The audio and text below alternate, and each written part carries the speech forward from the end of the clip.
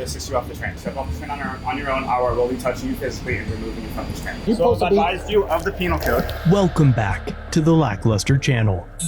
In early March of 2024, a viewer named James was riding the Bay Area Rapid Transit System, a public system of high-speed electric trains that operates both on elevated tracks and underground. It's such a big system that it has a dedicated police force that operates within 5 counties and even has its own SWAT team. While riding the train, James plugged his cell phone into an outlet next to his seat when BART officers boarded and told him to unplug his device. You have no authority to tell me that I cannot use a electronic device plugged in an AC outlet, which is in a public area, in which BART has it on their website stating that, and it says on the sticker, you 2 officers can read it yourself, that... Correct, this says not for personal use. This is warning, advised not for personal use. On older BART cars, there is a conspicuously placed outlet in the center of the train, and there are plenty of forums describing the placement of several not-so-obvious outlets throughout the cab. Officer Lazara claims that the sign under the outlet says warning, not for personal use. This is warning, advised not for personal use. But had he took the time to look at the sign, perhaps this encounter would have ended differently. The sign reads, warning, not rated for personal use. That's because BART trains operate on a third rail system. The third rail provides power to the train, but there are gaps where the third rail is not present, causing electrical surges as the outlets lose power. The sign continues to state that the outlet may damage personal devices, with a disclaimer that reads, by using this outlet, the user assumes the risk of damage to any device and BART shall not be liable. The warning infers that riders can use the outlet, but admitting that you're wrong is hard, especially when you perceive a sense of authority over the person that just pointed it out. Right, but there's no code within the law of BART. I will happily show you the code. It's not a BART code, okay? But there is an actual law that says not use this without authorized access, okay? If you guessed that there is no law barring the use of the outlets on a train, you'd be correct. In fact, most BART extensions have outlets on every seat for passengers to use. James continues to disagree and refuses to unplug his device. This is a green light train. So here's what I approached the situation by advising you of the violation, right? You willfully chose to continue the violation even after I told you about the code, okay? So that's all it is. So step off the train. Sir, I mean, officer. We're gonna get this squared away. Not a big deal. Oh no. Okay. You're gonna bring OPD here. OPD has nothing to do with it. Oh no, it does. It's in their county. Okay. Are you gonna step off the train on your own, or am I gonna have to assist you off the train? Your OPD is gonna have to handle this. Okay. Well, we can get off the train and figure that out. I'm not gonna get off the train. One more chance, man. You want me to read the code to you? Yes, you can read the code. Okay. I'll read the code. You got your dash cam on? Yeah, it's activated. Okay, great. Is this dash cam on? What's your badge number, please? 788. Okay. And what's your badge number? 843. And your name is M. Corner. And you say your badge number again is? 843. M. Connor. M. Connor. Thank you. And what's your badge number? 788. Last name's Lazar. Lazar. Yep. Okay. So right now this train is holding.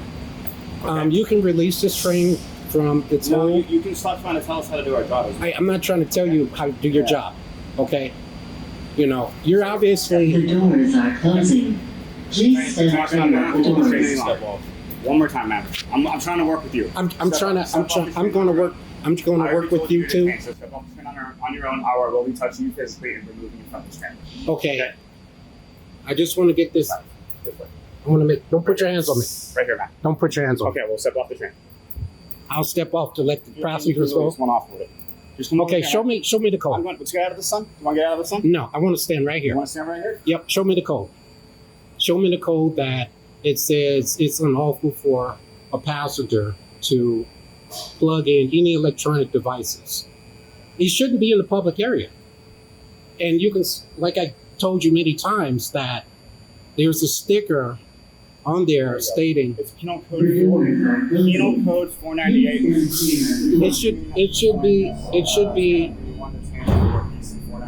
Again, the officer is incorrect. California Penal Code 498 deals specifically with diverting, bypassing, altering, tampering, or the reconnection of services provided by a utility company. The officer's partner appears to be just as confused as we are.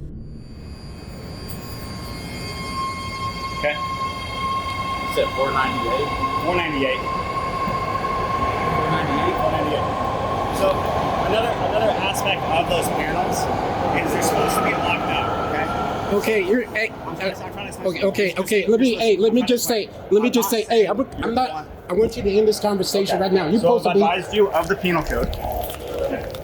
James was handcuffed and placed in a BART vehicle. Sometime later, the officers figured out that they were wrong and that there was no penal code related to the use of the outlets. So instead, James was cited and released with an apology. The citation, you ask, was for PC 148A1. Next to the citation, the officer wrote, "Disobey lawful order for ID." At this time, we do not have the body cam footage to see what occurred after James's video ends, but PC 148A1 is California's resist obstruct delay statute. California does not have a statute regarding a lawful duty to identify outside of the traffic code. So with the absence of a stop and ID statute, most states will charge a person with resist obstruct delay. However, reasonable articulable suspicion is still required. Any reasonable person would agree that PC 498 does not apply to this encounter, which is why refusing to ID is the only charge. And furthermore, after reading this sign under the outlet, no reasonable person would take a warning of personal liability as a notice that bans the use of the receptacle. But now James is forced to take the case before the courts on April 8th of 2024 and has agreed to keep me informed of what happens at his first appearance. So as soon as I hear from him, I'll be sure to let you know.